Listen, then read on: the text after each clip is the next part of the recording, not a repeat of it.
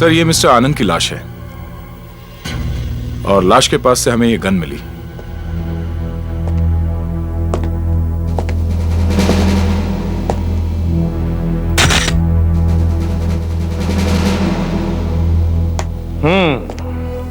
अब बताइए क्या हुआ? आपने आनंद को क्यों मारा?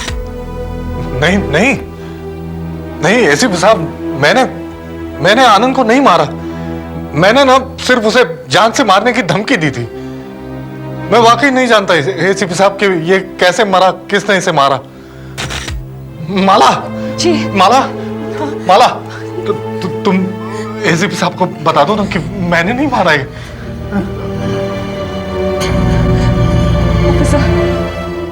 ऑफिसर, इन्हें बहुत बड़ा सदमा पहुंचा है। ये कहते हैं कि इन्होंने गोली तो चलाई लेकिन इन्होंने आनंद को नहीं मारा। मेरी भी कुछ समझ नहीं आ रहा है ये सब कैसे हुआ। जो कुछ भी ऑफिसर, मेरे पति ने आनंद को नहीं मारा है। मेरे पति ने आनंद को नहीं मारा है। आशा,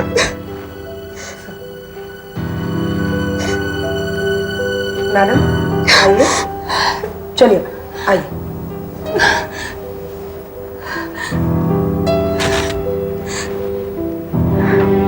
देखिए, मैं आपके पति से बात करना चाहता हूं।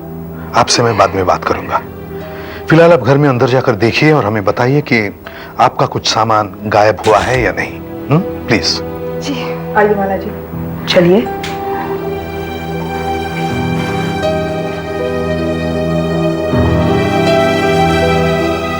चलिए माला जी, आइए आइए आइए। देखिए, थोड़ी देर पहले आपकी बीवी ने हमें बताया कि शाम के 7:30 बजे वो बाजार गई थी कुछ खरीदने के लिए। तब आप घर पर अकेले ही थे। मगर करीब 8:30 बजे जब वो वापस लौटी तो उन्होंने गोली चलने की आवाज सुनी। जैसे ही वो दौड़ती हुई अंदर आई, उन्होंने देखा कि आपके हाथ में रिवॉल्वर था और आनंद मरे पड़े थे। अब आप ही हमें बताइए कि 7:30 और 8:30 बजे के बीच हुआ क्या था? एसीपी साहब, 8:15 के करीब मैं यहीं था, इसी कमरे में यहीं बैठा था। टीवी सुन रहा था, देख तो सकता नहीं ना। इतने में बेल बजी। मैंने सोचा माला के पास अपनी खुद की चाबी है, वो बेल क्यों बजाएगी। फिर बेल बजी और बार बार बजने लगी। तो मैं किसी तरह उठकर दरवाजे की तरफ गया।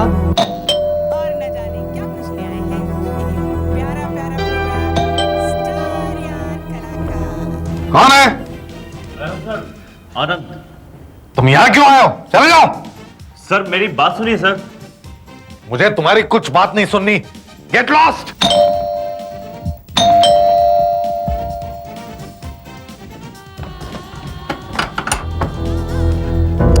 क्या है? सॉरी सर, मैंने आपको डिस्टर्ब किया। मैं तो ये पूछने आया था कि आप कैसे हैं सर?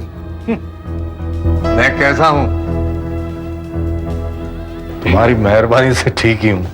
पिछले हफ्ते अंधा हो गया था। लगता है सारी जिंदगी भर अंधा ही रहना पड़ेगा। नहीं सर, ऐसी बात नहीं है। अब आपकी आंखें बहुत जल्दी अच्छी हो जाएंगी सर। दरअसल मैं आपको कुछ बताने आया हूं सर। कुछ नहीं सुनना है मुझे। तुम्हारी वजह से मेरी आंखें चली गई और अब यहां मेरा हाल पूछने आया है। तुम जैसे आदमी के लिए मेरे कंपनी में कोई जगह नहीं। अब मुझे परेशान मत करो, जाओ यहां से। सर सुना नहीं तुमने? Get lost. सर मेरी बात सुनिए सर, मैं उस एक्सीडेंट के बारे में आपको बताने आया हूं सर। एक्सीडेंट? वो एक्सीडेंट नहीं था, वो लापरवाही थी, तुम्हारी लापरवाही। अरे सर संभालिए अपने आप को सर, प्लीज आप मेरी बात सुनिए सर। आपको चोट तो नहीं लगी सर? मेरी चोट पूछने आया है? तुम्हारी वजह से मेरी आंखें चली गई और मेरा हाल पूछने आया है। मैं तो तुम्हें गोली मारूंगा। सर रुक जाइए सर, प्लीज सर। एसीपी साहब, मेरा हाल, मैं इधर रिवॉल्वर ढूंढ ही रहा था। इतने में मैंने गोली चलने की आवाज सुनी। मेरी तो कुछ समझ में नहीं आया। मैंने आनंद को आवाज दी, आनंद आनंद, लेकिन उसका ना कोई जवाब नहीं आया। सन्नाटा। इतने में यहां से लगा कोई भागा और गिरा। मैं भी कौन है करके आगे बढ़ और आनंद की लाश से टकरा कर गिर गया। मेरा हाथ किसी चीज पे पड़ा, वो एक रिवॉल्वर था। मैंने जहां से भागने की आवाज आई वहां फायर किया। पता नहीं वो गोली किसे लगी, कहां लगी। आइए। Thank you. बैठिए।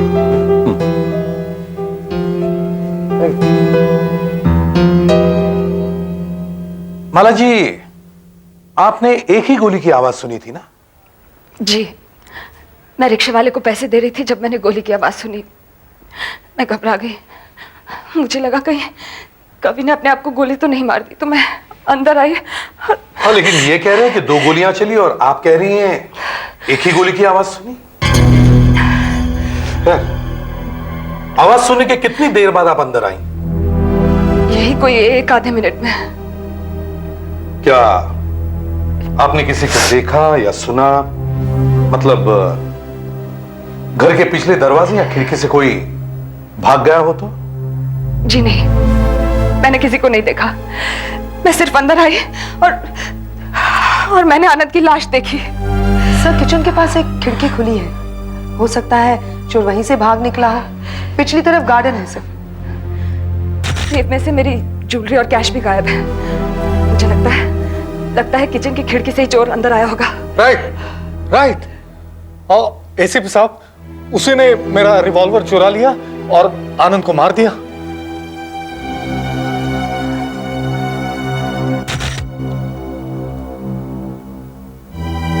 एक गोली तो इसको लगी, फिर दूसरी गोली कहां गई? गोली यहां है, गोली यहां है एसीपी साहब।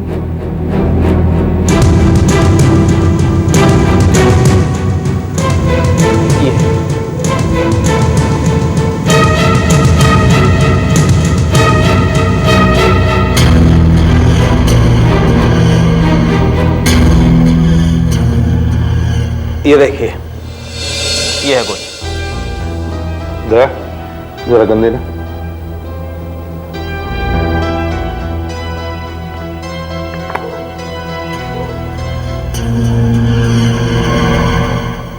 ये रिवॉल्वर भी यही कह रहा है कि 2 गोलियां चली। ये रिवॉल्वर आपके पति का ही है ना? जी, लाइसेंस है उनके पास। हेलो, होल्ड ऑन, आपका फोन। जी, हेलो। हाँ भैया। क्या? कैसे? मेरे भैया का फोन है। वो हमारी फैक्ट्री में मैनेजर है, कह रहे हैं कि फैक्ट्री में चोरी हो गई है, किसी ने सेफ तोड़ डाला। आप नवीन कुमार? जी जी जी, मैं ही नवीन कुमार। क्या हुआ? जी पहले ये बताइए, घर में सब ठीक तो है? जी हाँ जी दीदी, सब ठीक तो है। मैं कब से फोन लगा रहा हूँ, कोई फोन ही नहीं उठा रहा है। ये बताइए यहाँ क्या हुआ? और ये जख्म ज्यादा गहरा तो नहीं है? नहीं नहीं, ज्यादा गहरा नहीं है। ये कैसे हुआ? जी मैं बताता हूँ। देखिए, मैं और कमलकांत जी यहाँ ऑफिस में शाम के 6 बजे तक काम कर रहे थे। कमलकांत? जी, जिया जी का पार्टनर। कवि जी के? जी जी जी। हम लोग यहाँ पर काम कर रहे थे कि अचानक कमलकांत जी ने कहा कि उनकी तबीयत कुछ ठीक नहीं है, वो घर जाना चाहते हैं। तो वो घर चले गए। मैं भी खाना खा के जब वापस ऑफिस आया, मुझे कुछ अकाउंट देखना था, परसों हमारी ऑडिट है। फिर जब मैं लौट के आया तो देखा कि कवि जी के केबिन में कोई टॉर्च जल रही है। मुझे लगा शायद कमलकांत जी वापस आ गए होंगे, लेकिन मैंने सोचा कि कमलकांत जी कवि जी के ऑफिस में क्या कर रहे हैं। तो मैंने आवाज लगाई, अचानक वो टॉर्च बंद हो गई। मैं उसे देखने के लिए उसके पास भागा। वो भागा वहां से, और जैसे मैंने पकड़ने की कोशिश की, वो गिर गया। उसने अचानक घूम के मुझ पे चाकू का वार कर दिया और भाग गया। फिर मैंने सोचा कि मुझे पुलिस को बुला लेना चाहिए, लेकिन पुलिस को बुलाने के पहले अगर मैं कवि जी को फोन कर दूं तो बेहतर है, इसलिए मैं फोन किया वहां। कौन हो सकता है वो? मैं उसे ठीक से देख नहीं पाया। ये सब कुछ इतना जल्दी हो गया कि क्या बताऊं। एक चोर कवि के घर पर 8 बजे आता है और घर की तिजोरी तोड़ता है।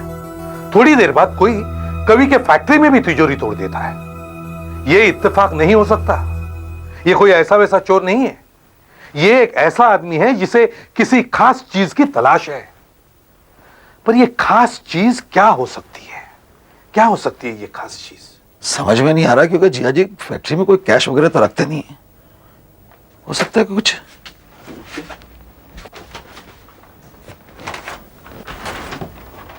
कहीं वो जर्मन कॉन्ट्रैक्ट तो नहीं? German contract? वो क्या है? जब जब देखिए सब, बात ऐसी है कि जीजाजी और कमलकांत जी दोनों अलग अलग होने वाले हैं। दो कंपनी बन गई है साहब। जीजाजी की कंपनी को एक बहुत बड़ा कॉन्ट्रैक्ट मिला है जर्मनी का। कमलकांत जी चाहते हैं कि वो कॉन्ट्रैक्ट कैंसिल हो जाए या फिर पैसे उन्हें भी मिले। जीजाजी दोनों बातों के लिए राजी नहीं है।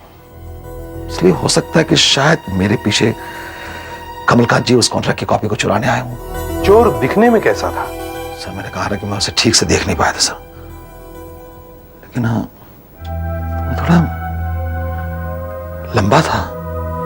नहीं, इतना लंबा होगा, अपने आनंद जैसा। आनंद? सर आप उसे नहीं जानते, वो हमारे यहां पर एक रिसर्च साइंटिस्ट था जिसे कवि जी ने पिछले हफ्ते ही निकाल दिया था एक्सीडेंट की वजह से। उसे भी इस जर्मन कॉन्ट्रैक्ट के पेपर्स के बारे में सब कुछ मालूम है सर। आनंद हो ही नहीं सकता। क्यों? आनंद इज डेड। वो मर चुका है। आनंद मर चुका है? जी हाँ। कैसे? लेकिन उसका खून हो गया है कवि के घर पर करीब 8 बजे। आनंद मर गया? लेकिन उसे मारा किसने? तुम पहले मुझे उस एक्सीडेंट के बारे में बताओ जिसमें कवि की आंखें चली गई।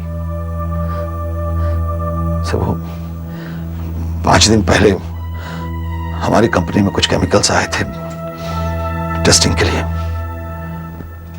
बहुत बड़ा कॉन्ट्रैक्ट था साहब। तो कवि जी ने सोचा कि उसकी टेस्टिंग वो खुद करेंगे। आनंद चूंकि एक रिसर्च साइंटिस्ट था तो कवि जी ने उसे अपने साथ ले लिया। आनंद, यस सर। ये भी टेस्ट पॉजिटिव रहा। अभी सिर्फ 6 टेस्ट बाकी है। मुझे देना पायरिडॉक्सिन प्लीज। ये लीजिए सर। Thank you.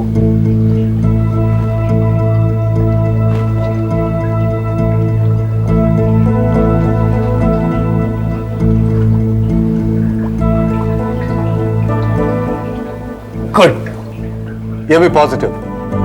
अभी 5 टेस्ट्स। Titanium dioxide please. संभल के देना। सर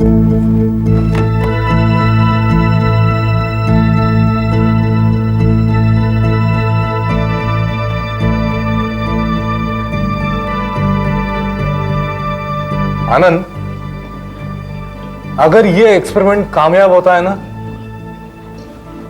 तो फिर तुम्हारा बोनस पक्का है।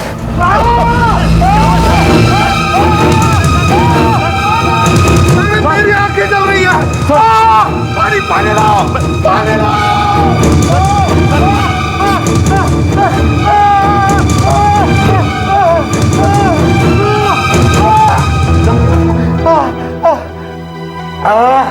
आनंद, कहाँ हो तुम? मैं यहाँ हूँ सर, आपके सामने। मुझे कुछ दिखाई नहीं दे रहा, मैं अंधा हो गया हूँ। तुमने मुझे क्या दिया था आनंद? मैंने सर आपको वही दिया था, एसिडिक ट्राइनाइट्रेट। फिर से देखो। ओह माय गॉड, ये तो टर्टरिक एसिड है। Titanic acid? I am sorry sir. जी क्या हुआ जी? अरे इस गधे ने मुझसे टर्टरिक एसिड इसमें डलवा दिया। मैं अंधा हो चुका हूँ नवीन, अंधा हो चुका हूँ। और क्या कह रहे हो जी? सर मैंने ये जानबूझकर नहीं किया। बेवकूफ हो तुम। कितने दिनों से यहाँ पर काम कर रहे हो, तुम्हें यही नहीं मालूम कि कौन से केमिकल क्या होता है? ये इमरजेंसी है, जाओ एम्बुलेंस बुलाओ प्लीज।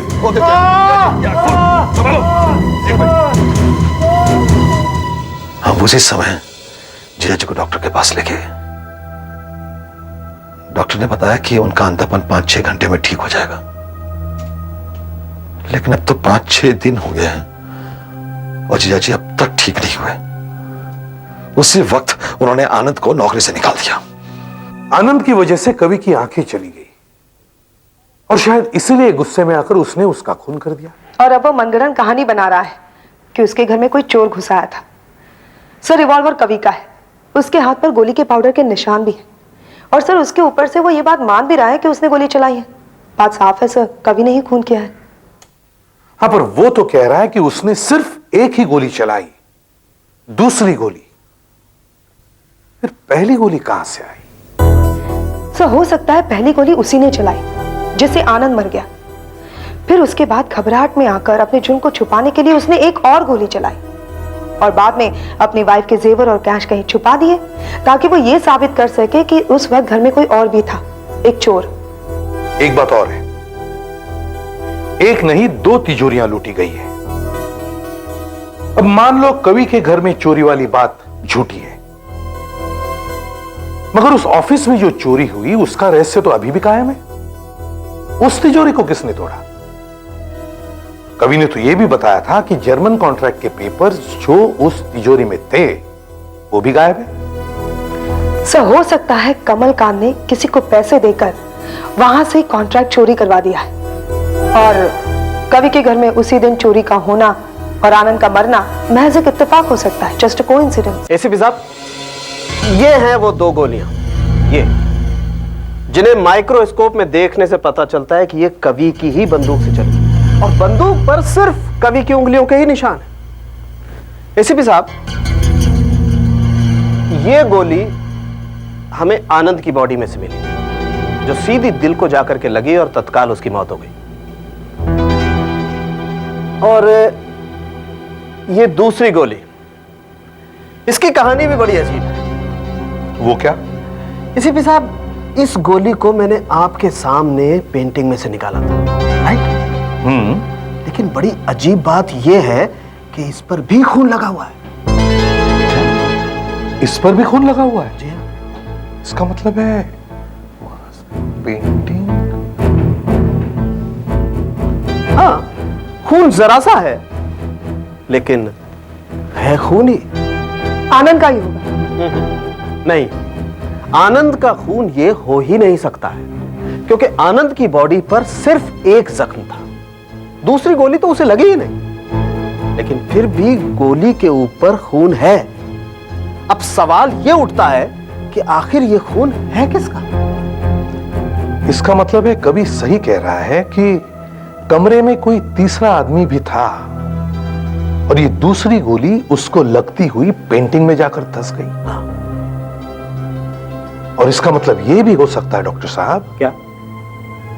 कि कहीं वो तीसरा आदमी ही तो खूनी नहीं है। हेलो, आ गया? अच्छा, दैट्स गुड। हाँ, ठीक है, ओके। दया का फोन था, कमलकांत मिल गया है। सर। आ गया? सर, ये मिस्टर कमलकांत हैं। इनका कहना है कि ये घर पर ही थे, सो रहे थे और इन्हें ना तो फोन की घंटी की आवाज सुनाई दी ना ही दरवाजे की घंटी। देखो देखो ऑफिसर, एक तो यह आदमी जबरदस्ती मेरे घर में घुसा है, ना तो मुझे कुछ बताता है ना ही मुझे कहीं जाने देता है। मैं पूछता हूं आखिर ये हो क्या रहा है, आखिर बात क्या है?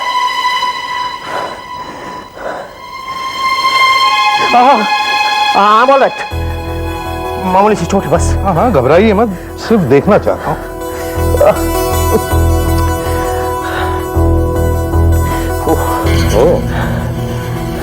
आपके पैर की चोट काफी गहरी है। आखिर ये चोट लगी कैसे? आप लोग कभी किसी की बात पर विश्वास करते हैं? हैं? बताइए, करते हैं? जब मैं कह रहा हूं कि मैंने आनंद का खून नहीं किया, मतलब नहीं किया। मुझे तो पता भी नहीं कि उसका खून हो चुका है। अभी ये आप ही लोगों से पता चल रहा है। आपने आनंद को आखिरी बार कब देखा था? कल ही वो नवीन से मिलने के लिए मेरी फैक्ट्री में आया था। मैंने उससे कहा, बल्कि अपनी तरफ से ऑफर दी थी कि वो मेरे और कवि के अलग हो जाने के बाद मेरी कंपनी में काम कर ले। उसने कहा था कि वो सोचेगा। ऑफिसर, वो बहुत ही मेहनती और ईमानदार आदमी था। अरे भला मैं उसे क्यों मारने लगा? मैं तो उसे अपनी फैक्ट्री में काम देने वाला था। और पैर में ये चोट कैसे लगी? आप बताओ ऑफिसर, मैंने कहा ना, कल भी हमेशा की तरह मैंने कुछ ज्यादा ही पी ली थी। मुझे सिर्फ इतना याद है कि मैं टॉयलेट से जब बाहर आया तो किसी ने भारी सी चीज मेरे सर पे मारी। बस उसके बाद मुझे कुछ भी याद नहीं। और सुबह जब आंख खुली तो मैंने देखा कि मैं अपने बिस्तर पे हूं और मेरे पांव में चोट लगी हुई है। किसी ने इनके सिर पर जोर से मारा, फिर उस आदमी ने इन्हें बिस्तर पर लेटा दिया, फिर वो वहां से चला गया चुपचाप, चोरी भी नहीं की, और फिर इनके पैर पर अपने आप ही घाव हो गया। अच्छी है कहानी आपकी कमलकांत जी, अच्छी है। देखते हैं कहानी कहां तक सच है। हाँ डॉक्टर साहब, एसीपी साहब आइए। मैंने जांच कर ली है। गोली पर लगा खून कमलकांत की चोट के खून से एकदम मैच करता है। दैट्स गुड, ये तो अच्छी खबर है। अच्छी खबर है भी और नहीं भी। क्यों? क्योंकि ये एक इत्तेफाक ही हो सकता है एसीपी साहब के दोनों का ब्लड ग्रुप एक ही है, बी पॉजिटिव। अब बी पॉजिटिव तो मेरा भी है और हमारे देश के लाखों करोड़ों लोगों का बी पॉजिटिव ग्रुप है। इसलिए ये ब्लड ग्रुप मैच हो जाने से हमें कुछ खास मदद नहीं मिल सकती है। सर, मिस्टर आनंद की बीवी रेवती आपसे मिलना चाहती है। वो आपको एक जरूरी बात बताना चाहती है सर। मैंने सुना है आपने कमलकांत जी को मेरे पति के खून के इल्जाम में गिरफ्तार कर रखा है। जी हाँ। पर उन्होंने कुछ नहीं किया है, बल्कि वो तो मेरे हस्बैंड को अपनी कंपनी में नौकरी देने वाले थे। फिर भला वो उन्हें क्यों मारने लगे? हम तहकीकात कर रहे हैं मैडम, अभी तक किसी नतीजे पर नहीं पहुंचे। पर मैं जानती हूं कि मेरे आनंद को किसने मारा है। किसने? मिस्टर कवि ने मारा है। ये आप कैसे कह सकती हैं? क्योंकि आनंद ने मुझे बताया कि कवि उन्हें फंसाने के लिए प्लान बना रहा है, और वो एक्सीडेंट कुछ नहीं हुआ था, वो सिर्फ एक नाटक था। कवि अंधा है ही नहीं। मैं आपको पूरे विश्वास के साथ कह सकता हूं कि कवि को बिल्कुल दिखाई नहीं दे रहा। डॉक्टर साहब ये बताइए कि हुआ क्या है? कवि की आंखों में टर्टेरिक गैस का एक जोरदार भपका गया था। ये कुछ टीयर गैस की तरह है, लेकिन ज्यादा स्ट्रॉन्ग है। इससे आंखों की पुतलियां यानी कि प्यूपिल्स फैल जाती हैं, डायलेट हो जाती हैं, और इसीलिए कुछ समय तक कुछ दिखाई नहीं देता। कुछ समय से आपका क्या मतलब है? यही कुछ 6 से 8 घंटे तक कुछ दिखाई नहीं देता है। पर कवि को तो 6 दिन हो गए, अब तक तो ठीक हो जाना चाहिए था। मैंने उसे सुबह शाम आंखें धोने के लिए एक लोशन भी दिया था। हाँ, पर यह भी तो हो सकता है कि एक्सीडेंट के 8 घंटे बाद उसकी नजर वापस आ गई हो और वो अब भी अंधेपन का नाटक कर रहा है। नहीं, ऐसा नहीं हो सकता। वो किसी और को धोखा दे सकता है, लेकिन मुझे नहीं। क्यों? हमारे यहाँ आंखें टेस्ट करने के लिए तमाम तरीके हैं, तमाम इक्विपमेंट्स हैं। देखिए, और फिर मैं भी तो सुबह शाम उसकी आंखें चेक कर रहा हूं। आप कल भी तो गए थे ना? जी हाँ, शाम के 6:30 बजे, जैसे रोज जाता हूं। डॉक्टर साहब, क्या मैं अपना एक टेस्ट कर सकता हूं? जी हाँ, क्यों नहीं, जरूर कीजिए।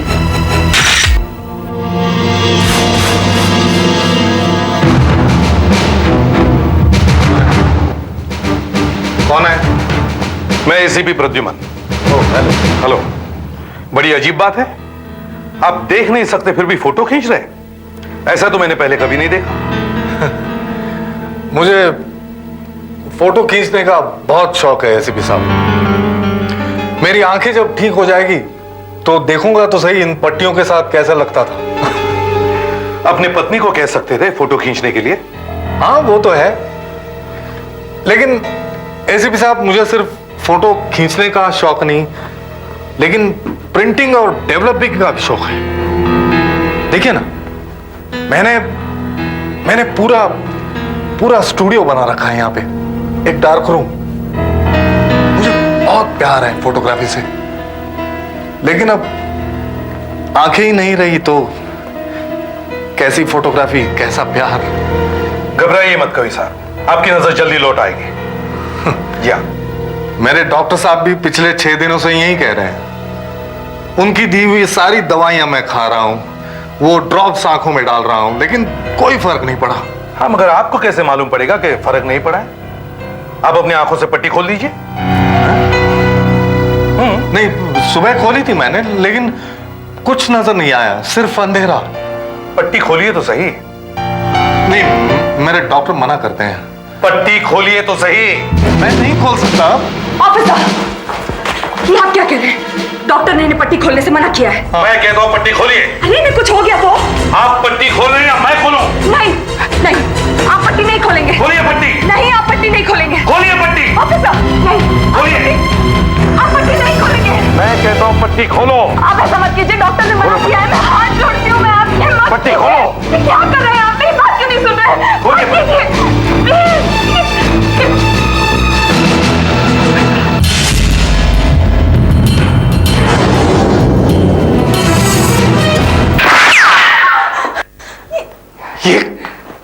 ये क्या मजाक है एसीपी साहब? अगर मुझे कुछ हो जाता तो? घबराइए मत, नकली गोली थी, लेकिन इसका मतलब है आप देख सकते हैं। हाँ, मैं देख सकता हूँ। माला, मैं देख सकता हूँ। आप देख सकते हैं। मैं देख सकता हूँ माला। देख सकते हैं। आप देख सकते हैं।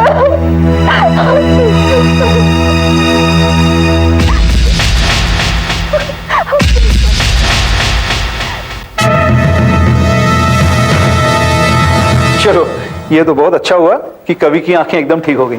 अब उसे देख के तो लगता है कि एक्सीडेंट कभी हुआ ही नहीं था। जब मैं पहले ही आपसे कह रहा था कि कवि झूठ बोल रहा है, तो आप मानने को तैयार ही नहीं थे। हाँ, ये तो मैं अब भी कहूंगा, क्योंकि आज सुबह भी जब मैंने उसकी आंखें चेक की तो उसे बिल्कुल दिखाई नहीं दे रहा था, लेकिन अचानक इतनी जल्दी। वो कहते हैं ना कि डॉक्टर जुकाम को हफ्ते भर में ठीक कर देता है, या फिर जुकाम अपने आप 7 दिन में ठीक हो जाता है। क्या मतलब आपका? मतलब ये कि कवि की नजर इसलिए वापस आई क्योंकि 6 दिन में उसने पहली बार आपकी दी हुई दवाई आंखों में नहीं डाली है। आपका मतलब है कि मेरी दी हुई दवाई उसे नुकसान पहुंचा रही थी? ये क्या? ये कहां मिली आपको? कवि के घर में। यही है ना वो लोशन जो आपने कवि को आंखें साफ करने के लिए दिया था? बिल्कुल नहीं, ये तो टेरेटिक एसिड है, इसी से तो वो अंधा हुआ था। इसे जितनी बार आंखों में डालोगे उतनी बार ही पुतलियां फैल जाएंगी और आदमी अंधा ही रह जाएगा। आई सी। मगर उसकी बीवी ने बताया कि वो इसी से उसकी आंखें साफ किया करती थी, और जब 1 घंटे बाद आप उसकी आंखें टेस्ट करने जाते थे तो आप उसे अंधा ही पाते थे। अब डॉक्टर साहब, मुझे आप ये बताइए कि कवि जानबूझकर अपने आप को क्यों अंधा बना रहा है? ऐसा नहीं हो सकता। आपको तो पता है कवि एक अच्छा फोटोग्राफर है, और फोटोग्राफर के लिए आंखें सब कुछ होती है। वो मर जाएगा लेकिन अंधा होकर जीना कभी पसंद नहीं करेगा। तो फिर दवाई की जगह ये एसिड किसी और ने रख दिया होगा। कौन हो सकता है? उसकी बीवी माला? मगर इस एसिड का असर तो कुछ ही घंटों तक रहता है। मतलब अगर वो 9 बजे इसे लगाए तो शाम के 3-4 बजे तक इसका असर रहेगा, और जब दोबारा आंखें साफ करने के लिए पट्टी खोली जाएगी तो उसे दिखना चाहिए। हाँ, लेकिन इससे हुआ क्यों नहीं?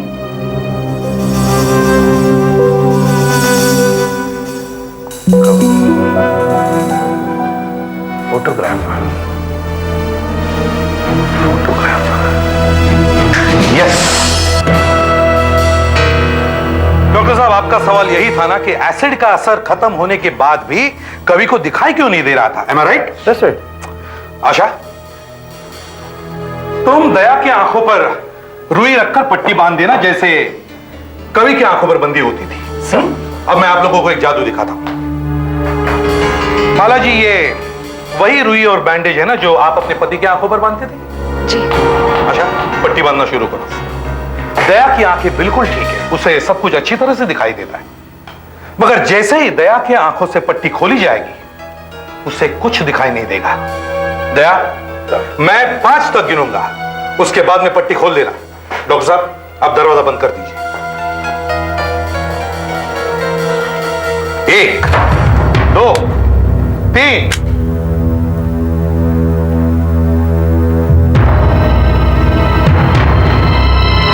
4, 5। दया, पट्टी खोल दो। तुम्हें कुछ दिखाई दे रहा है? नहीं सर, मुझे कुछ दिखाई नहीं दे रहा सर, बिल्कुल अंधेरा है सर। कैसे दिखाई देगा दया? तुम्हारी आंखें तो अंधेरे में खोली जा रही है। अब मैं तुम्हारी आंखों में यह सॉल्यूशन डाल रहा हूं जो माला अपने पति की आंखों में डालती है।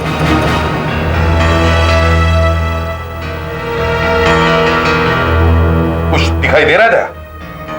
नहीं सर। लाइट ऑन करो। दया, कुछ दिखाई दे रहा है? नहीं सर, कुछ ठीक से दिखाई नहीं दे रहा अभी। घबराओ मत, पानी था।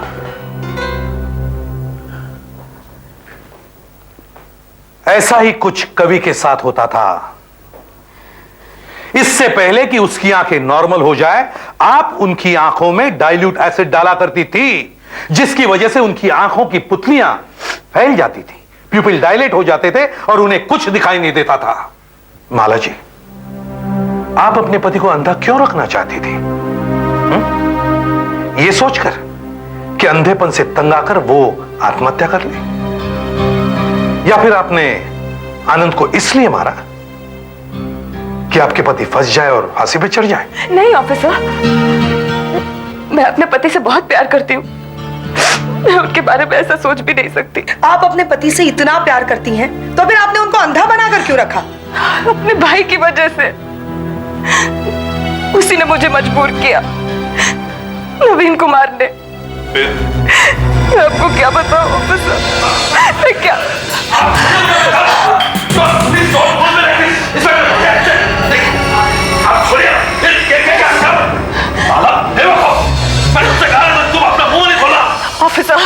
ऑफिसर, पिछले कुछ महीनों से इसने कंपनी से खूब सारा पैसा चुराया है। झूठे झूठे परचेसेस और सेल्स दिखाकर इसने लाखों रुपए का घपला किया है। इसी की वजह से ऑफिसर कवि और कमलकांत एक दूसरे पर शक करने लगे थे। तो मैं तो समझ रहा था कि ये सारी गड़बड़ कमलकांत कर रहा है, और मुझे लगा कि ये सब कवि कर रहा है, इसीलिए मैंने पार्टनरशिप तोड़ने की सोची। इस ऑडिट के बाद हमारा फैसला होने ही वाला था कि कवि का एक्सीडेंट हो गया। मुझे तो लगता है इस एक्सीडेंट में भी इसी का हाथ है। इसे पता था कि ऑडिट में इसकी पोल खुल जाएगी। ये सबको पता चल जाता और इसे जेल भी हो जाती। ये मेरे सामने आकर बहुत गिड़गिड़ाया ऑफिसर, बहुत गिड़गिड़ाई है। ये मेरा भाई मेरे सामने गिड़गिड़ाया, इसने मुझे मजबूर कर दिया ऑफिसर कि मैं कवि को कुछ और दिन तक अंधा बना कर रखूं ताकि ये पैसों का इंतजाम कर सके। ऑफिसर, इसी के कहने पर मैंने लोशन की जगह एसिड लगाया। मैं पागल थी ऑफिसर। कह लेने दो मुझे मेरी बात, कह लेने दो मुझे। तुम्हारी वजह से मैं पछतावे की आग में जल रही हूँ। मुझे तुम्हारी बात कभी नहीं सुननी चाहिए थी, कभी नहीं सुननी चाहिए थी। मैं तुम्हें जान से मार डालूंगा। बहुत हो गया तुम्हारा नाटक।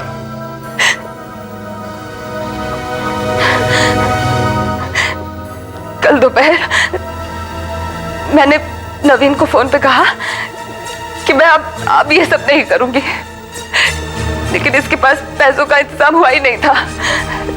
इसने एक्सीडेंट में तो आनंद को फंसा ही दिया था और पैसों के चक्कर में ये कमलकांत को फंसवाना चाहता था। लेकिन हमारी ये बातें आनंद ने सुन ली, जो नवीन मुझे फोन पे कह रहा था। बेचारा वो तो वहां डेस्क साफ करने आया था, लेकिन नवीन ने उसे देख लिया। वो बहुत घबरा गया और दौड़कर मेरे पास आया और कहने लगा कि आनंद यहाँ कवि से बात करने जरूर आएगा, इसलिए तुम यहाँ से बाहर जाओ, मुझे यहीं पर छोड़ दो, मैं संभालूंगा सब। अगर उसने कमल से कह दिया तो?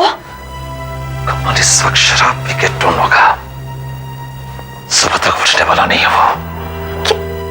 क्या कह रहे हो तुम? मेरी कुछ समझ नहीं आ रहा, तुम पता नहीं क्या कह रहे हो। अब तुम यहाँ से जल्दी जाओ। नहीं। माला, किससे बात कर रही हो? वो मैं किसी से नहीं,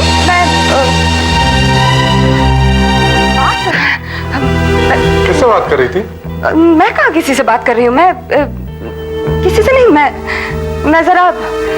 मैं बाजार जा रही हूँ दवाइयाँ लेने। आप रह लेंगे ना अकेले? मैं घंटे भर में मैं वापस आ जाऊंगी, आपको कोई तकलीफ तो नहीं होगी ना? अल्लाह,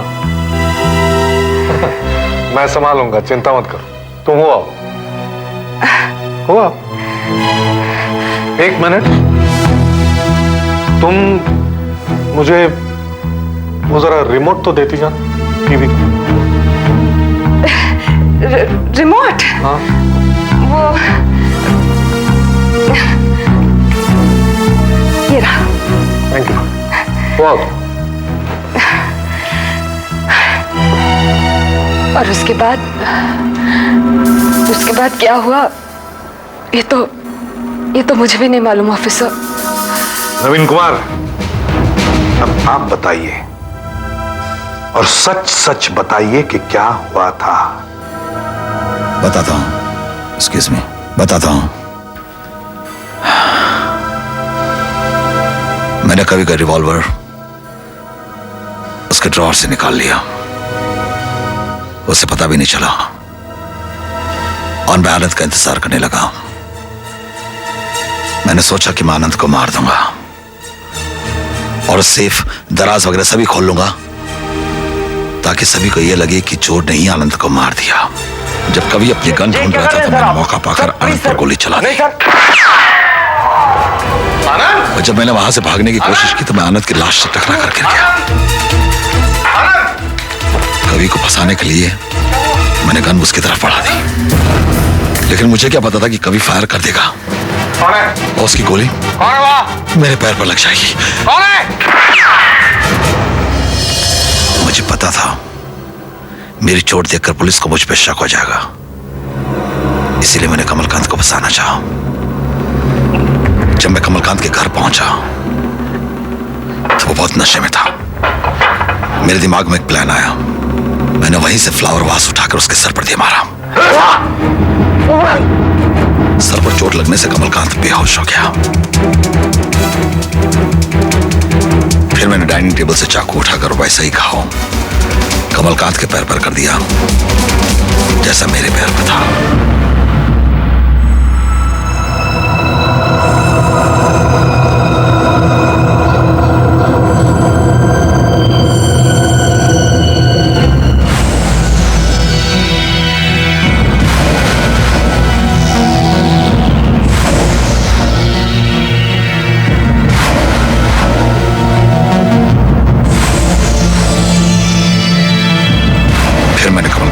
से उठाकर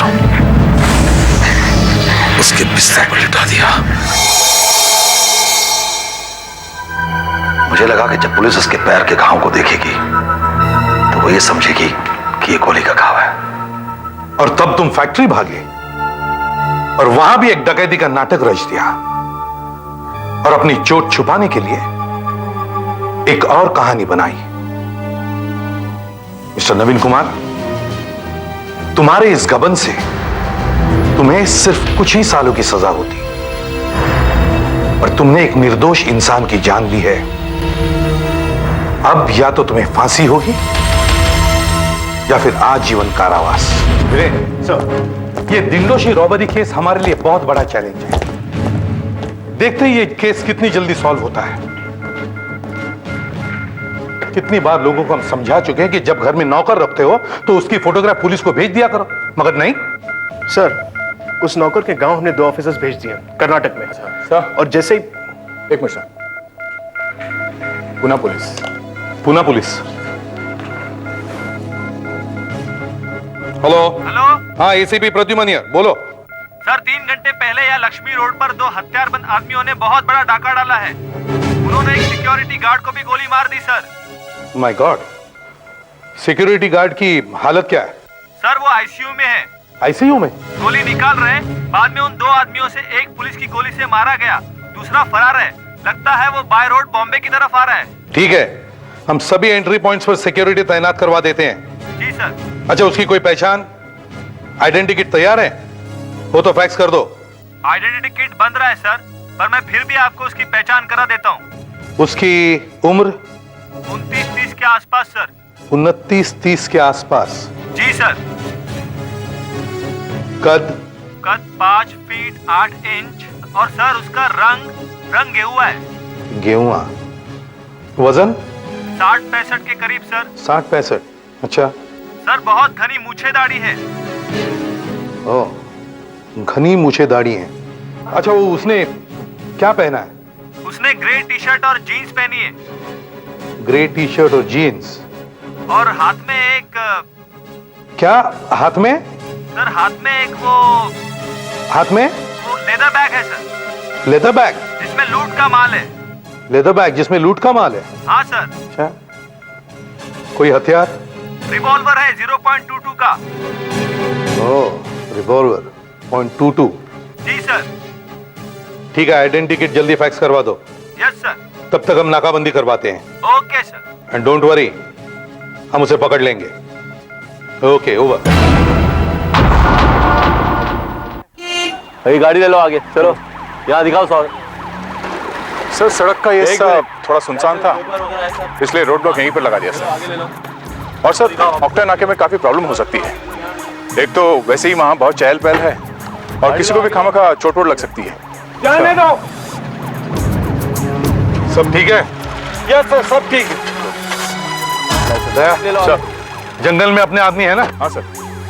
वो जंगल में भी घुस सकता है। हाँ सर, चप्पे चप्पे पर है। सब मिला के सर 50 आदमी है दोनों तरफ। बहुत टाइट पेट्रोलिंग हो रही है सर। वो आदमी बचकर निकल नहीं सकता। गुड। ये आवाज कैसी है? तुम लोग चेकिंग ठीक से करते रहो। चलो रे।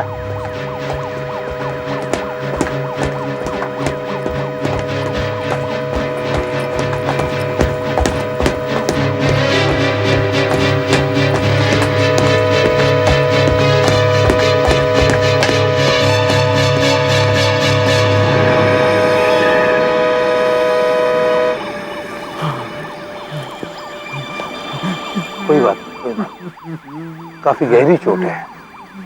कैसे हुआ ये? कर्जत रोड पे एक आदमी मेरी गाड़ी रोकी, जबरदस्ती मेरी गाड़ी में घुस गया। पतला सा आदमी था, घनी दाढ़ी मूछें। क्या उसने ग्रे टी शर्ट और ब्लू जीन्स पहनी हुई थी? और उसके हाथ में लेदर बैग था? काले रंग का। उसके हाथ में एक चाकू भी था और यहाँ पर उसने लाइट देखी और नाकाबंदी देखी तो चाकू के हत्थे से मुझे वो कुछ जंगल भाग गया। हमें फौरन जंगल में देखना चाहिए। एम्बुलेंस बुला, काफी चोट लगी है। चलो दया, हमारे सभी आदमियों को इन्फॉर्म करो। जंगल में देखते हैं। डॉक्टर को भी बुलाओ। आओ यहाँ।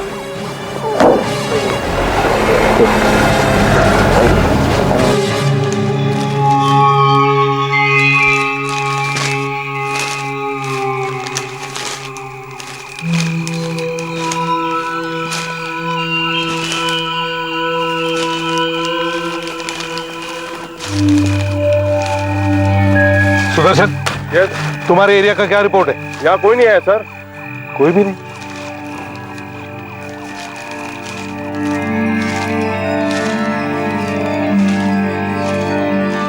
फेडरेक्स सर, क्या रिपोर्ट है? पांडे और उसके आदमी हर 10 फुट के अंतर पर तैनात थे, पर इनका कहना है कि इधर से भी कोई नहीं आया। तो फिर वो गया कहां? हम जिस तरफ से आए वहां भी कोई नहीं था। कहां गया होगा? हमसे बचकर कैसे निकल गया वो?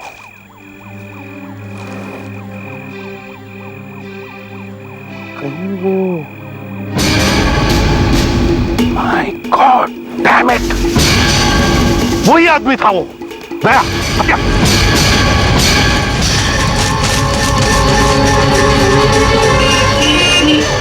सब लाइसेंस और पेपर कहाँ गई वो गाड़ी? यहाँ से बस गाड़ी आ गई। ये गाड़ी ले लो ऐसे।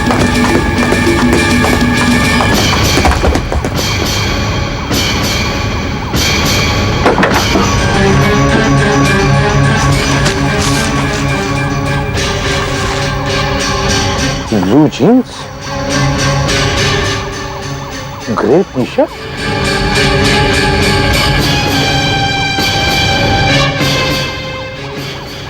बाल, रेजर।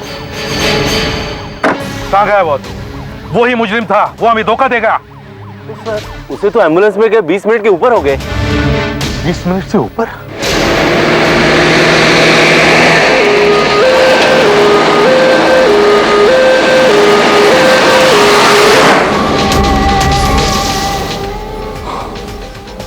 क्या हुआ? आपसे पूछ रही, हुआ क्या?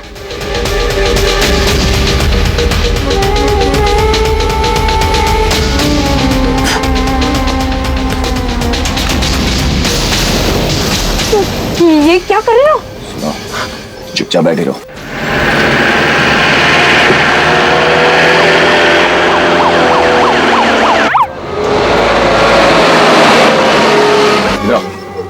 जख्म पे पट्टी बना,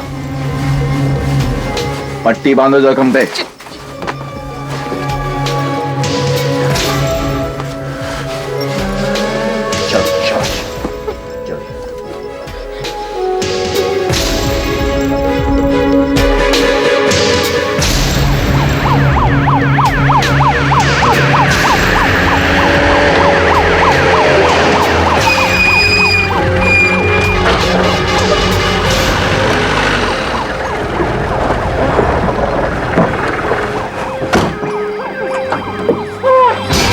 घबराइए मत, हम सीआईडी ऑफिसर्स हैं। दया,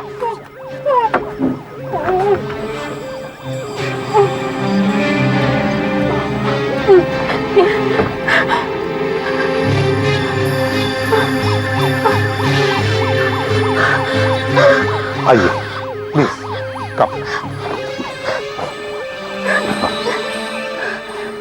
वो कहाँ गया?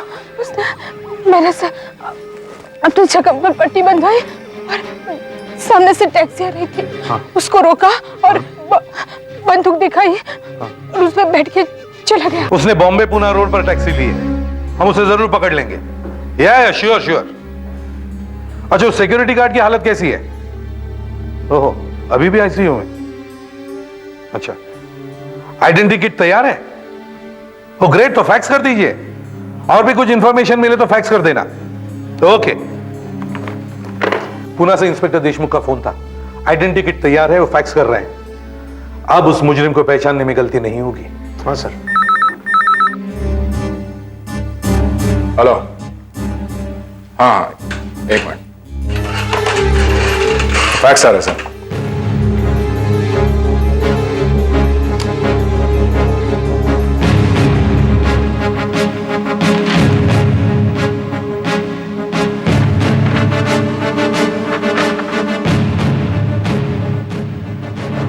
ये वो जख्मी सिक्योरिटी गार्ड है।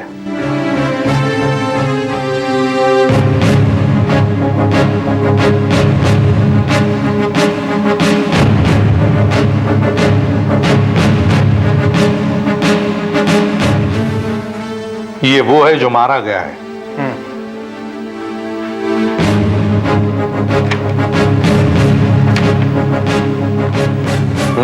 ये है वो मुजरिम, काफी चालाक है।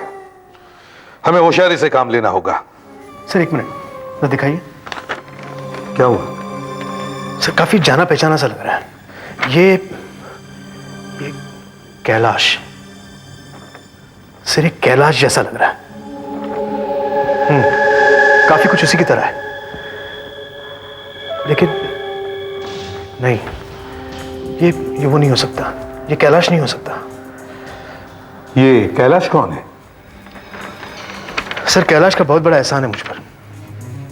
लाख कोशिश करने पर भी मैं जिंदगी भर चुका नहीं सकता। ऐसा क्या किया है उसने तुम्हारे लिए? सर, 2-2.5 साल पहले की ये बात है।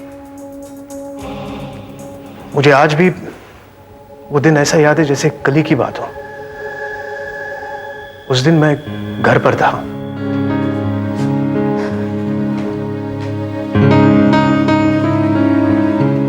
लो। हाँ, रखो। मैं इतने चक्कर लगा चुकी हूँ और आप है कि बस फाइल्स में ही खोए हुए हैं। I'm sorry शोभा। शोभा, ये केस बहुत इंपॉर्टेंट है और अगले हफ्ते ये केस कोर्ट में आने वाला है। मैं अपनी तरह से पूरी कोशिश कर रहा हूँ कि ये अपराधी कहीं छूट ना जाए। इसे 10 साल की जेल होने वाली है। तुम्हें पता है इसने क्या किया? एक रिटायर्ड बूढ़े आदमी के घर में घुसकर उसे चाकू से मारा और सारा घर लूट लिया। और प्लीज मुझे तो मत सुनाओ ये सब, मुझे नहीं सुनना है। चाय तो पी लो। पापा, पापा। हाँ अश्विन। पापा, मैं विकास के साथ खेलने जाऊं? नहीं, होमवर्क पूरा करना है। थोड़ा सा ही तो बाकी है, आके कर दूंगा। प्रॉमिस? प्रॉमिस पापा। Okay, good boy. शोभा, इसे जाने दो, लेकिन सिर्फ आधे घंटे के लिए। गो। और सुनो, कंपाउंड में ही खेलना, बाहर सड़क पर नहीं जाना। हाँ। गो। Thank you uncle. भेज दिया ना? शोभा।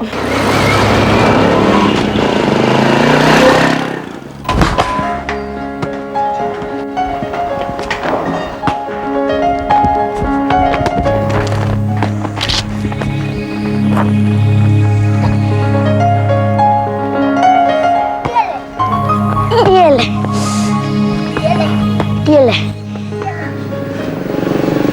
मैं जोर से किक मारूं?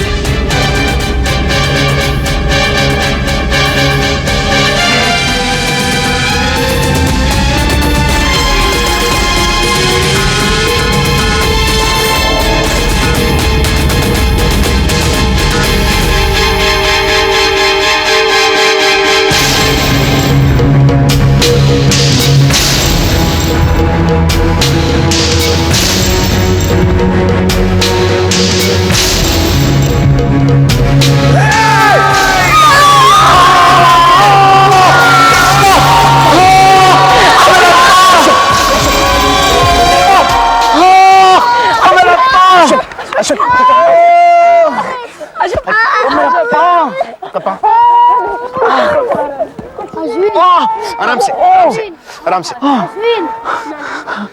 बच्चा ठीक है? हाँ ठीक है। समझ क्या हुआ? लगता तो नहीं है कि इनके पाँव की हड्डी टूटी है, फिर भी एक्सरे निकलवाना ठीक रहेगा। ओके। अश्विन, अश्विन, कुछ नहीं। भाई साहब, अगर आप आज नहीं होते तो मेरा बेटा उस गाड़ी के नीचे आ ही गया होता। अरे क्यों आ गया होता गाड़ी के नीचे? देखिए, उसको गाड़ी के नीचे नहीं आना था, उसको कुछ नहीं होना था, इसलिए मैं वहां था। सब ठीक हो गया, आप भूल जाइए और छोड़िए इस बात को, अभी कुछ और सोचिए। मैं कैसे छोड़ दूं? आपकी वजह से मेरा बेटा बच गया है। मेरी तो कुछ समझ में नहीं आ रहा है कि मैं आपका शुक्रिया अदा कैसे करूं। अरे कुछ नहीं करना है आपको अब। एनीवे, मैं कैलाश। इंस्पेक्टर वीरेंद्र। ओह, तो पुलिस वाले हैं आप? जी हाँ। बहुत खुशी हुई आपसे मिलकर। मुझे भी। मिस्टर कैलाश, आपने अपनी जान खतरे में डालकर मेरे बेटे की जान बचाई है। अगर आपको कुछ हो जाता तो? अरे क्यों कुछ हो जाता मुझे? देखिए, मुझे कुछ नहीं होना था, इसलिए कुछ नहीं हुआ। ठीक ठाक हूँ मैं। आपके एहसान का बदला हम जिंदगी भर नहीं चुका सकते। एक्सरे निकलवाने के लिए क्लिनिक ले जाना है। ठीक है, मैं छोड़ देता हूँ। आइए।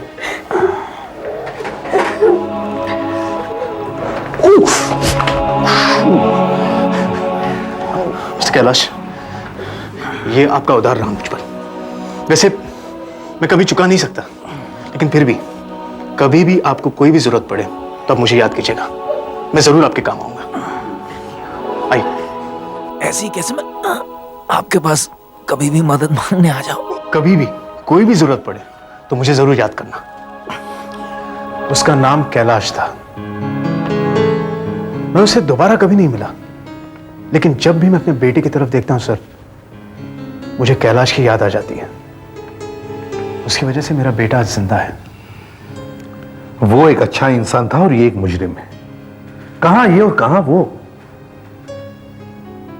हाँ sir, I think you are right. ये कैलाश नहीं हो सकता, क्योंकि कैलाश एक सेल्स एग्जीक्यूटिव था। लेकिन सर फिर भी चेहरा काफी मिलता जुलता है। वीरेन, दुनिया में काफी लोगों के चेहरे एक दूसरे से मिलते जुलते हैं। और फिर ये एक ड्राइंग ही तो है। हाँ सर, कितने आश्चर्य की बात है कि आज ही ये सब कुछ हुआ है और आज ही मेरे बेटे का जन्मदिन है। अश्विन आज 10 साल का हो गया। अच्छा, बच्चे का जन्मदिन है? तुम्हें जल्दी घर जाना चाहिए। नहीं सर, वो आलंदी रॉबरी केस की फाइल पढ़ने के लिए रुका था मैं अब तक। आलंदी केस तो तुम कल भी देख सकते हो वीरेन। लेकिन सर, अभी मेरा ऑर्डर यह है कि तुम फौरन घर जाओ। वैसे 2-3 दिन से सोए नहीं हो, थके हो। Okay sir. और हाँ, अपने बेटे को हम सब की तरफ से जन्मदिन की बधाई देना। Okay sir, thank you sir. Sudhakar, identity kit की कॉपीज बनाकर सभी पुलिस स्टेशन में भिजवा देना। लोकल टीवी न्यूज पर भी जल्दी भेज दो। Okay sir. क्विक। हेलो, हाँ sir, Vikrant Nagar police station से किसी ऑफिसर का फोन है। Line 2 sir. हेलो, एसीपी प्रद्युमनिया। कहां पर एग्जैक्टली? पटेल रोड। ठीक है, आप उस ड्राइवर को रोक के रखना, हम आधे घंटे में पहुंचते हैं। ड्राइवर मिल गया है। उसने उस आदमी को बॉम्बे पुणे रोड पर से पिकअप करके पटेल रोड पर छोड़ दिया। वहां से वो पैदल निकल गया है। हमें जल्दी पहुंचना चाहिए, चलो।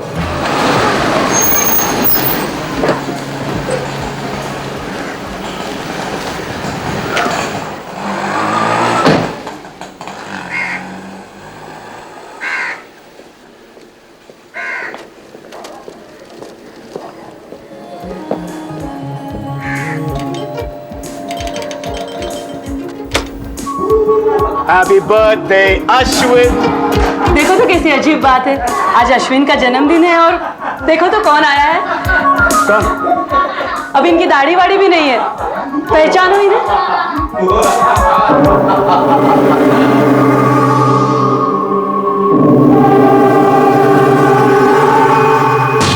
कैलाश, इतने समय बाद और यहां?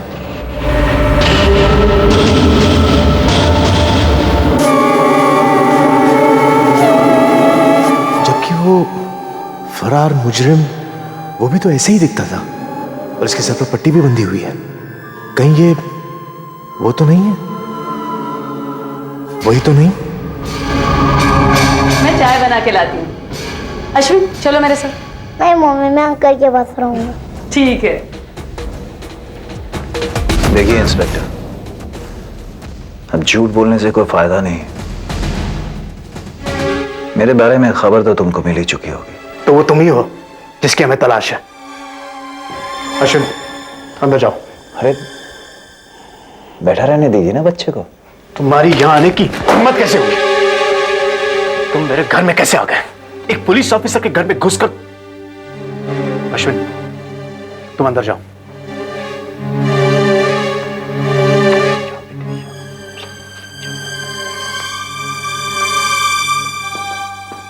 जाओ। तुम जानते हो इंस्पेक्टर, पुलिस मेरा पीछा कर रही है। थोड़ी देर की बात है, एक पुलिस वाले के घर से ज्यादा छिपने के लिए कोई और अच्छी जगह नहीं हो सकती। मैं तुमसे मदद मांगने आया हूं इंस्पेक्टर। मदद? तुमने ये सोच भी कैसे लिया कि मैं तुम्हारी मदद करूंगा? हाँ, एक पुलिस ऑफिसर एक मुजरिम की मदद कर सकता है? देखो कैलाश, या जो भी तुम्हारा असली नाम है, तुमने यहां पर आकर एक बहुत बड़ी गलती की है। अब मैं तुम्हें गिरफ्तार करूंगा। वाह इंस्पेक्टर, 2 साल पहले तो तुम्हारा सुर कुछ और ही था, 2 साल में तुम्हारा सुर इतना बदल गया। याद है तुम्हें? 2 साल पहले तुम मुझसे कह रहे थे कि मैं तुम्हारा यह एहसान कैसे चुकाऊंगा। यहां इसी जगह पर जब मेरे पांव में चोट लगी थी, मैं अपने पांव पे खड़ा नहीं हो पा रहा था, तो किसने सहारा दिया था मुझे? तुमने इंस्पेक्टर, तुमने। और वो सहारा देते हुए तुमने मुझसे कहा था कि तुम्हारा उपकार मैं कैसे उतारूंगा, कभी भी जब भी कोई भी जरूरत हो मेरे पास आना। सिर्फ 2 साल में वो सब भूल गए तुम इंस्पेक्टर। देखो तुम, आप लोग ऐसे क्यों बैठे हुए हैं? क्या हुआ है वीरेन? Any problem? देखो शोभा, तुम अंदर आओ। शोभा अंदर आओ। आज नई दिल्ली में राष्ट्रपति ने चीन और भारत के संबंध। क्या हुआ वीरेन? कोई परेशानी? क्या बहस चल रही थी तुम दोनों में? शोभा, मैं तुम्हें कैसे समझाऊं? और अब सीआईडी हेडक्वार्टर से मिली एक विशेष सूचना। पुणे के लक्ष्मी रोड पर हीरे जवाहरात की एक बहुत बड़ी डकैती हुई है। बताया जाता है कि वो 2 लोग थे। उनमें से एक खतरनाक अपराधी मुंबई शहर में कहीं छिपा हुआ है। सीआईडी का कहना है कि वो इस शहर के दक्षिण पश्चिमी हिस्से में कहीं है। अगर आप में से किसी ने इस अपराधी को देखा हो तो उसकी जानकारी सीआईडी हेडक्वार्टर्स को फौरन दे दें। जनता से निवेदन है कि वो इस अपराधी से निपटने की कोशिश न करें, क्योंकि इसके पास हथियार है। डकैती के दौरान उसने सिक्योरिटी गार्ड को गोली मारकर बुरी तरह जख्मी कर दिया और इसकी स्थिति अब भी अत्यंत चिंताजनक बताई जाती है। समझ गई तुम शोभा? उत्तर पश्चिमी क्षेत्रों में समझ गई? ये मिस्टर कैलाश कौन है और यहाँ क्यों आया है? इसने सोचा होगा कि इसने हमारे बेटे की जान बचाई थी, इसलिए ये हमें मजबूर कर सकता है कि हम उससे यहाँ छुपने दें। मगर हमें इसकी मदद करनी चाहिए। पागल हो गई हो तुम? इतना बड़ा डाका डाला है, एक आदमी को बुरी तरह से जख्मी किया है, और तुम कह रही कि मैं इसकी मदद करूं? लेकिन इसने हमारे बेटे की जान भी तो बचाई थी। तुम्हारे समझ में भी आ रहा है तुम क्या कह रही हो? एक पुलिस ऑफिसर से एक मुजरिम को छुपाने के लिए कह रही हो? तो फिर एक पल के लिए भूल जाओ कि तुम एक पुलिस अफसर हो। क्यों? एक बाप की तरह सोचो। मैं तो सिर्फ इतना ही जानती हूँ कि उस दिन अगर ये आदमी न होता तो आज हमारा बेटा न होता।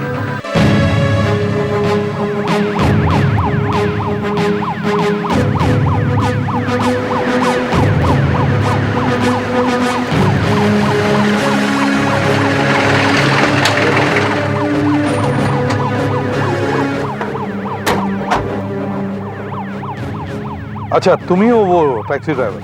बताओ, कहाँ मिला था वो तुम्हें? सब हाईवे से मैं अपने घर की तरफ जा रहा था। रास्ते में देखा एक एम्बुलेंस किनारे पे लगी हुई थी, तो मैं सोचा देखूँ क्या हुआ। ये सोचकर मैंने अपनी गाड़ी थोड़ी धीमी की। सब क्या देखता हूँ, अचानक एक आदमी एम्बुलेंस के पीछे से आया, हाथ में उसके सब बंदूक थी। उसने मुझे रोका और गाड़ी के अंदर बैठ गया। सब फिर क्या हुआ? मैं तो घबरा गया। सब उसने मेरे सिर पे सब बंदूक तान दी और यहाँ लेके आ गया। सब फिर सब अचानक वो गाड़ी से निकला और इस तरह भाग गया। सब मैं तो बच गया। सब इस तरफ? जी।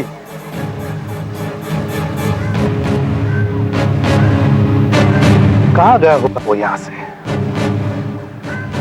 कहाँ गया होगा? हो सकता है किसी गाड़ी में बैठ गया होगा।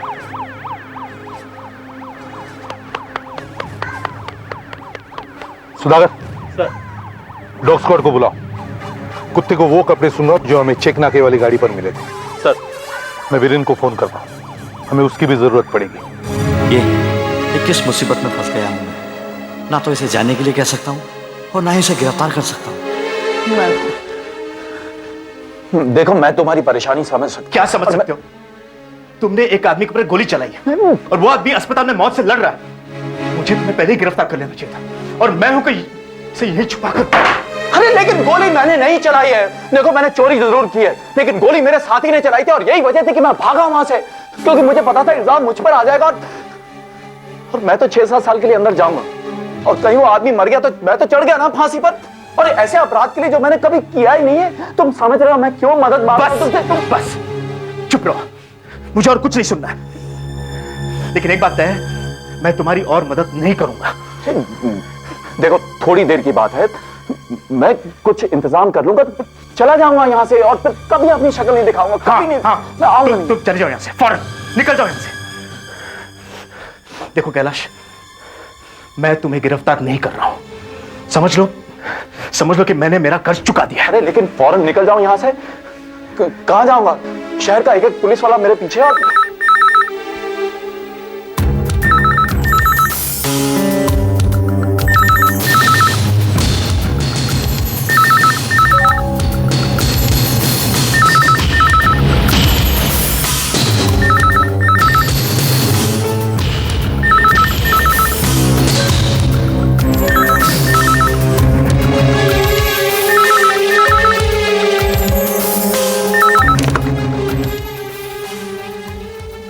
हेलो,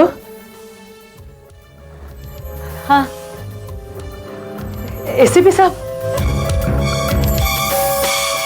जी हाँ है,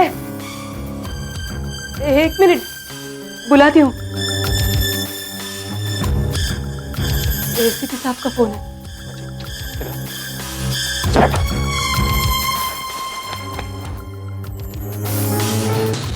इंस्पेक्टर, तुम्हारे बच्चे की आंखें कितनी खूबसूरत है, सिर्फ एक बार इसकी आंखों में देख लो। नहीं नहीं, और कोई वजह नहीं है, लेकिन वहां कुछ बोलकर अगर तुमने मुझे पकड़वा दिया तो तुम इसकी आंखों में आंखें डाल के दोबारा कभी नहीं देख पाओगे। जानते हो क्यों? क्योंकि ये अगर आज जिंदा है तो मेरी वजह से, सिर्फ मेरी वजह से, समझे? बस ये ध्यान में रखना तुम, ये ध्यान में रखना।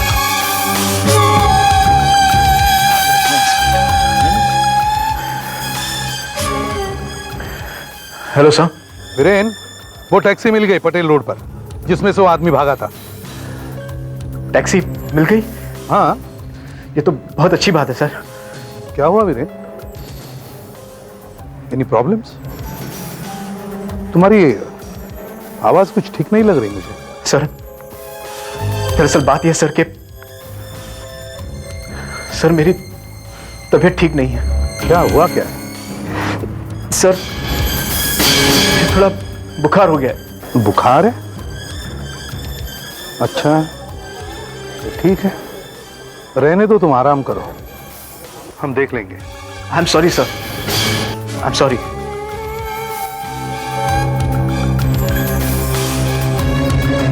दया, ये वीरेन की तबीयत अचानक कैसे बिगड़ गई? लो, चुका दिया मैंने तुम्हारा कर्ज, गद्दारी कर ली मैंने नौकरी से। खुश?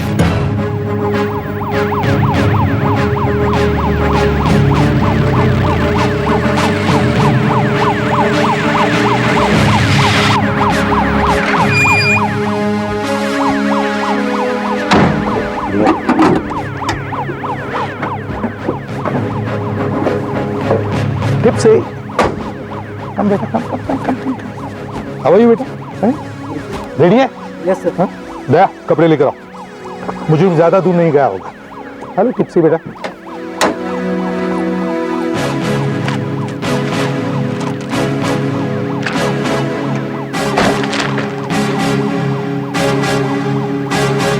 सर,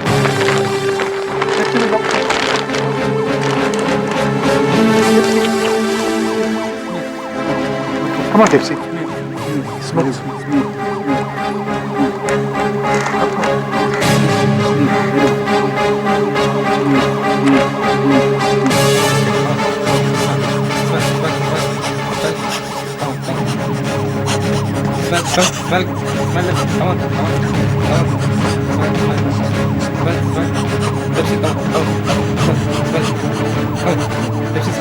कैलाश, ये आपका उधार रहा मुझ पर।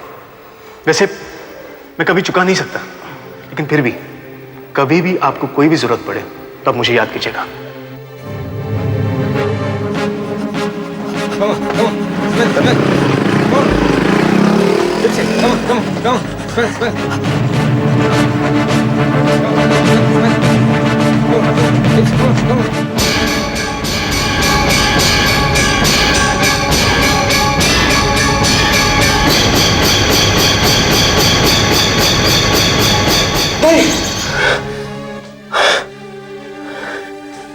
क्या हुआ वीरेन?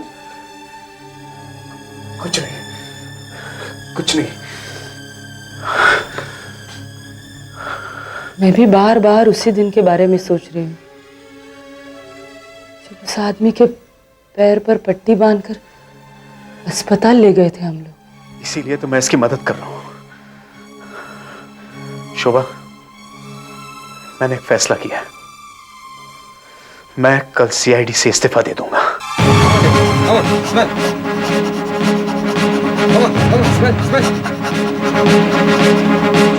मैंने फोन पे अपने एक दोस्त से बात की है। 1 घंटे के बाद वो हमें एयरपोर्ट पे मिलेगा और वो किसी दूसरे शहर जाने के लिए फ्लाइट का बंदोबस्त भी कर देगा। बस फिर वहां से मैं इंडिया से बाहर जाने की कोशिश करता रहूंगा। ठीक है। एक और चीज, बाहर जगह जगह पुलिस का पहरा है, तो मैंने सोचा कि तुम्हारी ये यूनिफॉर्म पहन लेता हूं, किसी को शक नहीं होगा।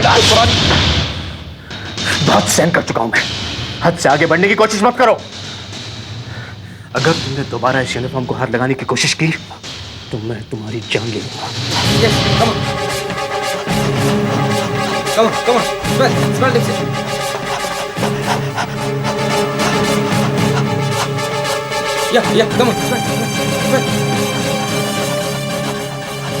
ये यहाँ क्यों रुक रहा है?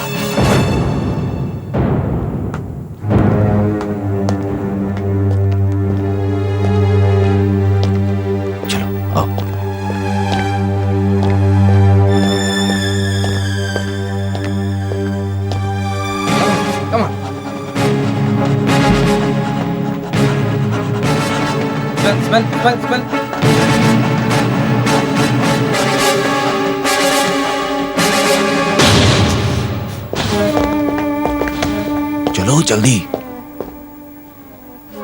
अच्छा मेरी एक बात सुनो, सिर्फ यहां से एयरपोर्ट तक आखिरी बार, उसके बाद मैं कभी तंग नहीं करूंगा, कभी अपनी शक्ल भी नहीं दिखाऊंगा। चलो चलो।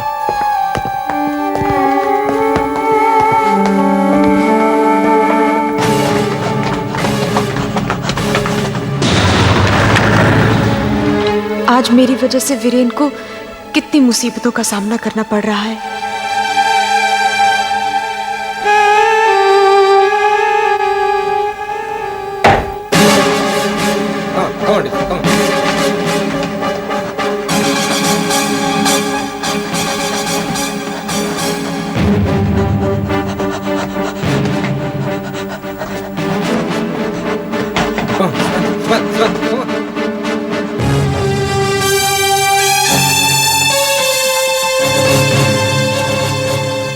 ये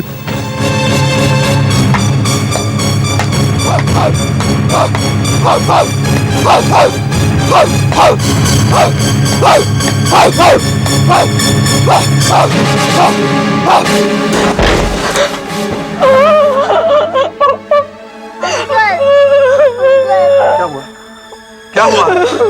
क्या हुआ? क्या?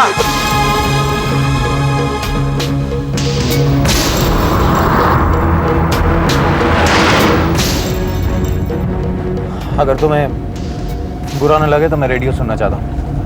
ताज़ा पोजीशन क्या है मैं जानना चाहता हूँ। पुलिस अब तक उन फरार अपराधियों को ढूंढ रही है जिन्होंने पुणे में हीरे जवाहरात की डकैती की। बताया जाता है कि वो लोग पूना हाईवे से होते हुए मुंबई में आ चुके हैं। मुंबई पुलिस का कहना है कि बस इतना काफी है। नहीं, मुझे सुनना है। और अभी मिले ताज़ा समाचार के अनुसार उस गार्ड ने पुणे के शास्त्री अस्पताल में दम तोड़ दिया है। गार्ड का नाम राजेश नायक बताया जाता है। पुलिस का कहना है कि इस गार्ड की मौत उस दूसरे चोर की गोली से ही हुई है।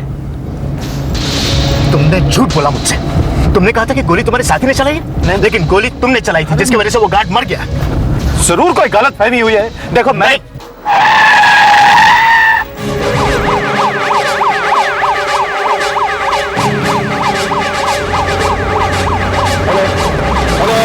कंट्रोल रूम, एसीपी प्रद्युमन है। एसीपी प्रद्युमन, सारे चेक नाके अलर्ट करो। वो डोमेस्टिक एयरपोर्ट की तरफ गए हैं। सारे चेक नाके अलर्ट करो, वो डोमेस्टिक एयरपोर्ट की तरफ गए हैं। Yes, okay, over. क्या कर रहे हो तुम? अरे पीछे क्यों लेके जा रहे हो? क्या कर रहे हो तुम? दिमाग खराब हो गया तुम्हारा? अभी तक दिमाग खराब हो गया था, लेकिन अब ठीक हो गया है। देखो, गाड़ी रोको, मेरी बात सुनो। पागल हो गया तुम? अपनी जिम्मेवारी भूल गया था मैं, लेकिन अब कोई फर्क नहीं पड़ता। तुम खूनी हो। मेरी वजह से आज तुम्हारा बेटा जिंदा है, समझे? लेकिन इसकी इतनी बड़ी कीमत नहीं ले सकता मैं। देखो, रोको गाड़ियों को।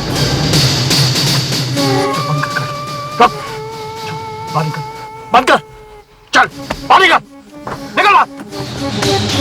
चल निकल। देख, अब मैं इस शहर से बाहर निकल जाऊंगा और कोई नहीं रोक सकता है मुझे, तू भी नहीं। नहीं कैलाश, अब तुम्हारा खेल खत्म हो गया। मैं अभी सीआईडी हेडक्वार्टर्स पर हमारे यहाँ होने की खबर करता हूँ। इंस्पेक्टर, अगर किसी को फोन किया गोली मार दूंगा मैं तुम्हें फांसी के फंदे तक पहुंचा के ही रहूंगा। मैं गोली मार दूंगा। हमारी फौजी में आओ, तुम करो। मैं तुम्हें नहीं जानता।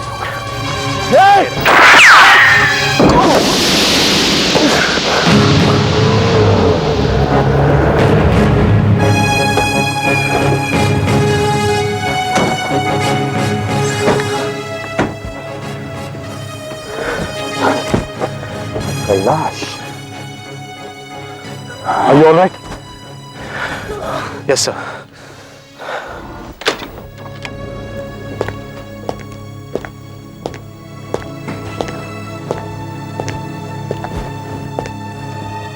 सर। हाँ मेरे। सर, मैं आपको ये देने आया हूँ। क्या है, कोई लेटर है क्या? नहीं sir.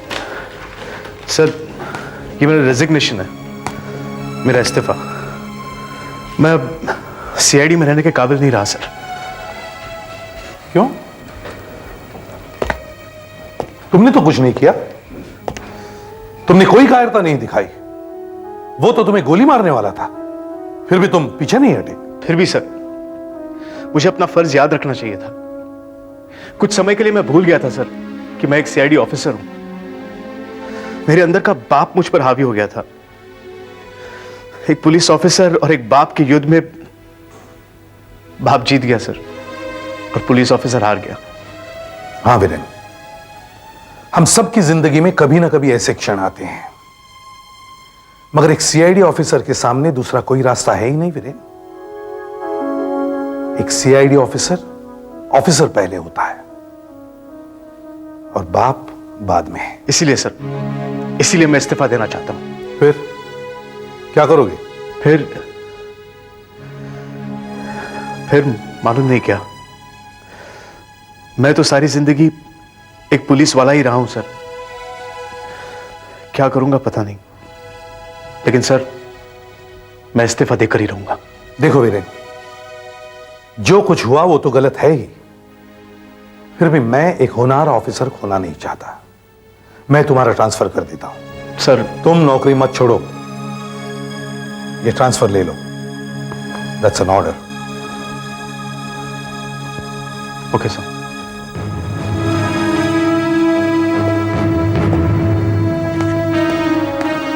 Bye bye. Sudhakar, fix. Bye.